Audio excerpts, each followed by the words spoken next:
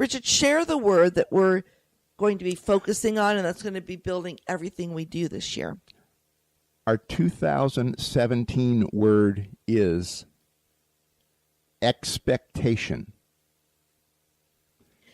So when you look at that, you know, everything begins with a dream. But a dream is just a thought. It's just vibrations in your mind. That needs to have some sort of emotional action put to it in order to bring it to reality. So the word expectation really resides in mine, yours, all the listeners' minds as to be significant to the possibilities and the happenings of 2017. And that your expectation, no matter what it is, can be achieved. So expect it. Napoleon Hill has a saying that I just love. You know, what the mind can conceive and believe, it can achieve. So if you're expecting something, you're actually putting that Napoleon Hill phrase right in there. It's, what do you expect? Now, after expect, there's a lot of actions that have to come into play. But if you don't expect it, you'll never invest the time and energy and passion it takes to build whatever you're expecting in 2017. Well, you have to really have that mindset that, first off, quit blaming, quit making excuses. We've all done it, but it doesn't help you grow. So we have to start changing the mindset and really realize that what we receive, we perceive. So as I said, I saw so many postings on social media, specifically Facebook. I'm not surprised. During the week between Christmas and New Year about everybody just wanting 2017. Let's close out 2016. I'm thinking, gosh, let's not speed up the days. I mean, there's not enough time already. I mean, the year goes fast enough. So let me enjoy this week between Christmas and New Year's. Don't speed it up. But I also listened and I thought to myself is that, you know, they are feeling that way because that's how they thought. They are responsible for their own actions normally. I mean, most people are. Yes, things do happen that are not always in our control, but how we accept them and how we relate to them and how we react to them. Let them emotionally impact us. Yes, those are our choices. And yes, I mean, we had some personal family, you know, a death in our family at the end of the year. I lost a very good friend towards this last quarter. The last quarter, if I really looked at it, I could have said it sucked due to those personal things. But I want to believe that I looked at all of those things that happened and I saw different. I reacted differently, I should say. No, they still impacted you. They impacted me. But you didn't let them control you. Mm-hmm. And that's the big mindset shift. Okay, yes, here's something great. Here's something really terrible. You know, neither one of them are 100% pure. Yeah. But you have to take the positive in both and mold it and meld it into what you do, who you are, and how you're going to work with it. Right. And it all began with the beginning of October and a nasty hurricane named Matthew that decided to visit us here on the, you know, east coast of Florida and all the way up the coast. But so many of us really reacted to where we took action. Mm-hmm. We didn't allow that to stop us. We changed, again, made some shifts in our direction, our mindset, and we rolled with the punches, and then we moved on. So again, I was very excited when I started focusing on the expectancy of 2017, and I started thinking about it's not just the expectancy within ourselves, But for those of us that are using social media, through my trainings, I find so many individuals that really don't have any expectations of what social media can do for them. They just want it to work. Make it work. There's the interesting term, make it work.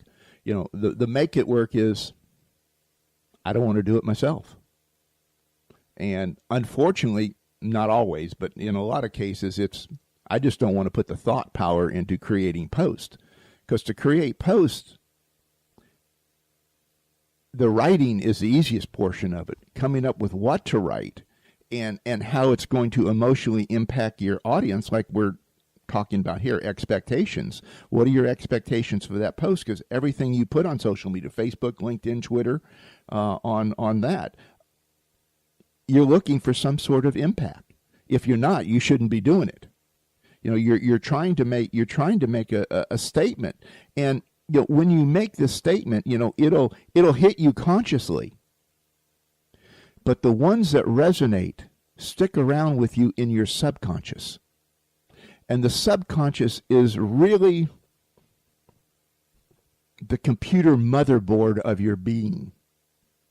That's a good way to put it. It's where all the processing takes place, because, consciously it's work. You have to keep it in forefront of your mind, and you do it. But subconsciously, it never takes a break. It works all the time. It never rests. You're sleeping, it's still at 100% working on that. And so when you bring the word expectation in, or a goal that you want to achieve in, the goal of the subconscious is to put into your conscious mind a solution to that problem. And you can either accept the solution or not. And a lot of times, most of us just don't even know we've been presented an opportunity, and we just walk, Well, it does surprise me, still to this day. I've been teaching, training, managing, speaking on social media now since 2010. So 6 years, going on 7 years. Yep. And that I find a number of people's expectancy is that you just post and it's going to sell for you. So I really have to do a lot of education and share with them and help them through a process to understand what their expectancy is, or how they should look at their expectancy of social media marketing a little differently. And one of the things that I really, when you shared this word this year of expectation, I thought of the enthusiasm that one really needs to put into every action they take, as well as the excitement. That's going to lead to greater expectancy and also help them enjoy every consistent action they're taking. And you take those two words, very simple little words, but lumped together, it creates your passion. I mean, what are you willing to do? Your passion is not subject to your will. Your passion is something that you have to do. Your subconscious is saying, I don't care what you think. We're doing this today. And it'll weave its way around, and it'll make it happen. But that's where all these things that we read, Who Moved My Cheese, it's the impact on the social side of your subconscious that says, oh, okay, yes, I really do need to read more, go to more motivational events, go to more networking events, go around more people, so that I have and I can grow myself. That will in turn grow what I do. Well, and the expectancy also leads to the intentionality. When you're taking consistent action and you have more intention, that will help you to have greater expectations because you're on target. Yeah, it's like achieving any goal. Once you achieve a goal, you can take a little break and do the happy dance, on all of that. But yeah, Richard used to get excited and could pick me up and twirl me around, but he can't do that right now. That's why I'm releasing that weight. Okay, good. I'm excited about that. But you do the happy dance, and while you're at the happy dance, your subconscious is way on out there. It's figuring out how do I get the next happy dance? I like this feeling. I want another happy dance. It's a good feeling. What do I got to do to get the next happy dance? And you start looking at that, and I know you and I this time of year always do vision boards. Mm-hmm. And we talked a little bit about that on our Envision 2017. You can find on our podcast. Yes. But those vision boards, like blogging, like Facebook post on that, they're reminders, conscious reminders of what your subconscious said. This is what you wanted. Mm-hmm. Okay, don't leave it alone. And again, share with our audience why doing something visual is so important. Well, visual impacts not just your sight. We think, our mind thinks in pictures. It doesn't think in words or sentences. It thinks of everything in pictures. So we are much more emotionally in tune with images than we are with words.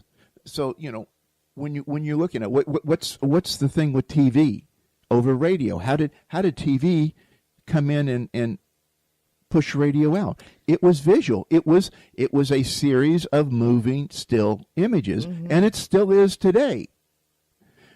So when we look at that, it's the image which elicits the emotion, and it's the emotion which impacts the subconscious, which drives our desires, which builds the expectation of, I can do it, I can have it, I am. I